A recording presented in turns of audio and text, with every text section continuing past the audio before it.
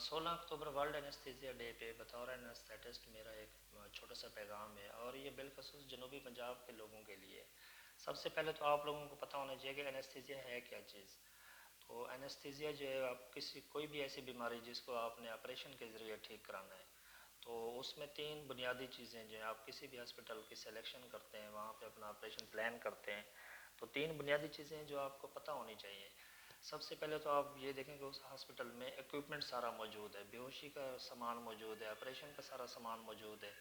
وہاں پہ proper doctors موجود ہیں، اور وہ جس چیز کا بھی آپریشن ہونا ہے، چاہے وہ گردے مثانے کا ہو، چاہے وہ جنرل سرجری کا ہو، گینی کا ہو، تو اس کا اسپیشلسٹ موجود ہونا چاہیے۔ اس کے بعد وہ سارا سامان جس سے ہم نے بیہوشی کرنی ہے، جس سے ہم نے آپریشن کرنا ہے، وہ سارا موجود ہونا چاہیے۔ تو 3rd نمبر پہ جو ہے وہ آپ کا انیستھیٹسٹ کا ہونا بہت ضروری ہے۔ اب انیستھیٹسٹ کیا ہوتا ہے؟ وہ ڈاکٹر جس نے آپ کو آپریشن سے پہلے بیہوشی دینی ہے۔ کوئی بھی انسان ہے، اس کو ہم ایک کٹ بھی نہیں لگا سکتے اس کی جسم کو سن کیے بغیر یا بیہوش کیے بغیر۔ تو اس میں چاہے ہم جنرل سرجری، مطلب انسان کو مکمل طور پر بیہوش کر دیا جاتا ہے جنرل انیستھیزیا میں، اس میں کیا ہوتا ہے کہ انسان بس صرف اس کا دل چل رہا ہوتا ہے، بس اس کے جو سانس ہیں وہ بھی مصنوعی طریقے سے دیا جا رہا ہوتا ہے، اس کی ہارٹ ریٹ بھی کنٹرول کی جا رہی ہوتی ہے، اور مختلف قسم کی جو ڈرگز ہیں تو اس سے پیشنٹ کو مینیج کیا جا رہا ہوتا ہے۔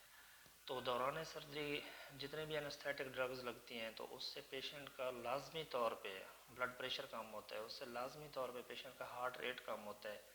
انسان کانشیس بالکل نہیں ہوتا، اگر وہ اسے الٹی ہے تو وہ باہر بھی نہیں نکال سکتا، تو یہ بھی خطرہ ہوتا ہے کہ وہ اس کے پھیپھڑوں میں نہ چلی جائے۔ تو جتنی آپریشن کے دوران کمپلیکیشنز ہوتی ہیں، وہ سرجری کی کمپلیکیشنز بہت کم اور انیستھیزیا کی کمپلیکیشنز بہت زیادہ ہوتی ہیں، کہ انسان بیہوش پڑا ہے، وہ خود سے سانس بھی نہیں لے سکتا، وہ خود سے اپنا ہارٹ ریٹ بھی مینٹین نہیں کر سکتا،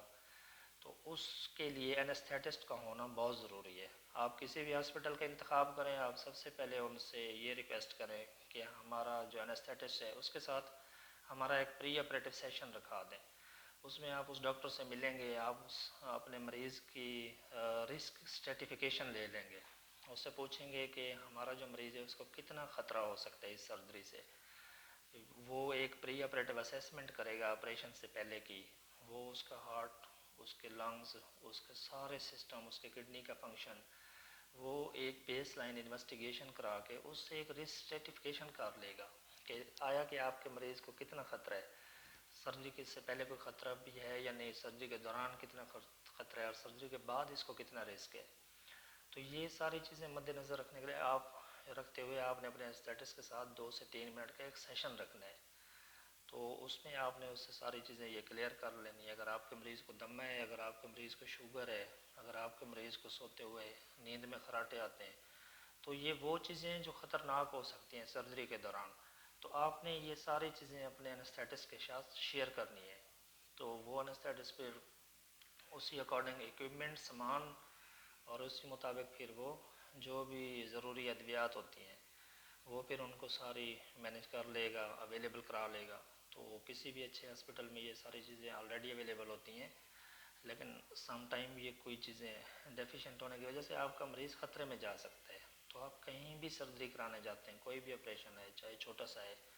بالخصوص چھوٹے بچوں کے لیے، کیوں ان میں آٹو ریگولیشن کے سسٹم جتنے بھی ہوتے ہیں، آٹو ریگولیشن کیا ہے کہ ہارٹ ریٹ کم ہوا، وہ قدرتی طور پہ اللہ تعالیٰ نے مختلف جسم کے حصوں میں، ہمارے دل کے والز پہ، ہماری گردن میں اللہ تعالیٰ نے سینسر رکھے ہوئے ہیں کیروٹیڈ ریسیپٹرز کی، بیرو ریسیپٹرز کی فارم میں، تو وہ ایکٹیویٹ ہو کے وہ چیزیں ٹھیک کر دیتے ہیں، اور بچوں میں یہ سسٹم فلی میچور نہیں ہوتے۔ تو اس لیے آپ نے یہ ساری چیزیں ایک اپنے انیستھیٹکس کے ساتھ ڈسکس کر لینی ہے، تاکہ وہ سارے یہ ایکوپمنٹ ہیں اور جتنی بھی چیزیں ہیں وہ سارا کچھ مینیج کر لے آپریشن سے پہلے، وہ آپریشن کے دوران موجود ہو۔ جتنے بھی ہاسپٹلز ہیں